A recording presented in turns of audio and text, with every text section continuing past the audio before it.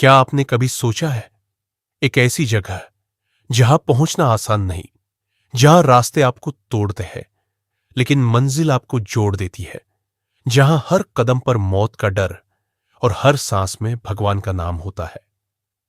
आज हम आपको लेकर चलेंगे भारत की सबसे कठिन, सबसे पवित्र और सबसे रहस्यमयी यात्रा पर, केदारनाथ धाम की यात्रा।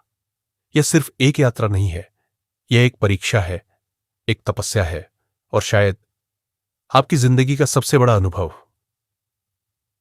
कहानी शुरू होती है गंगा के किनारे बसे एक पवित्र शहर से, हरिद्वार, जहां लाखों लोग आते हैं अपने पाप धोने और एक नई शुरुआत करने।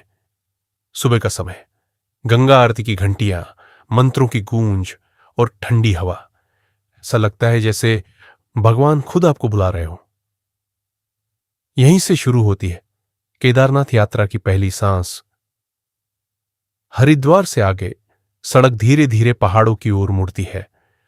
रास्ते में आता है देवप्रयाग, जहां दो नदियां मिलती है, भागीरथी और अलकनंदा, और यहीं से जन्म लेती है गंगा। जैसे जैसे आप आगे बढ़ते हैं, रास्ते संकरे होते जाते हैं, खाई गहरी होती जाती है और डर धीरे धीरे हकीकत बनता है। रुद्रप्रयाग, जहां शिव की शक्ति महसूस होती है, गुप्त काशी, जहां भगवान ने खुद को छिपाया था। कई घंटों की यात्रा के बाद आप पहुंचते हैं सोनप्रयाग। यहां से आगे आपकी गाड़ी नहीं जाएगी, अब आपको खुद चलना होगा। यहीं से शुरू होती है असली परीक्षा। छोटी छोटी जीप में बैठकर आप पहुंचते हैं गौरी कुंड।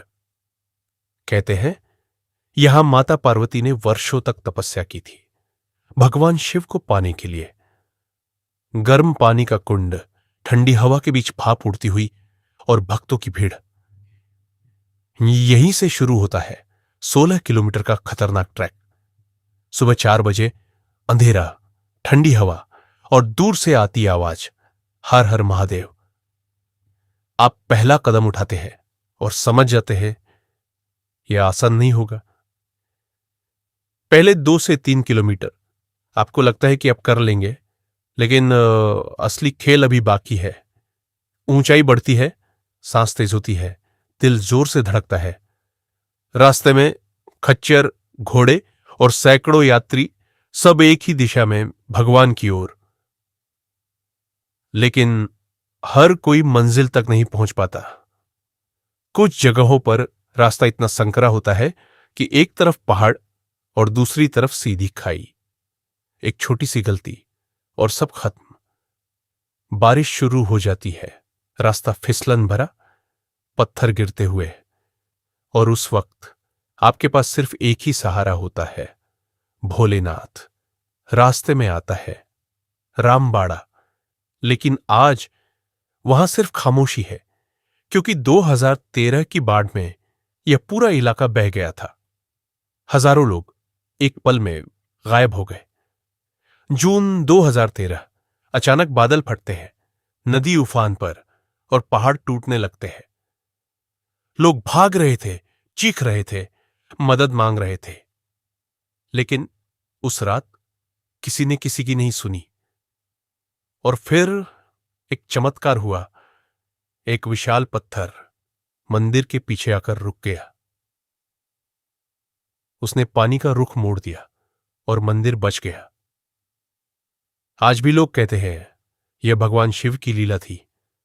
अब आप थक चुके हैं, शरीर जवाब दे रहा है, लेकिन मन अभी भी लड़ रहा है। और तभी दूर से मंदिर दिखाई देता है। उस पल आपकी आंखों में आंसू आ जाते हैं। आप पहुंच चुके हैं केदारनाथ धाम। सामने मंदिर, पीछे बर्फ से ढके पहाड़ और चारों तरफ शांति।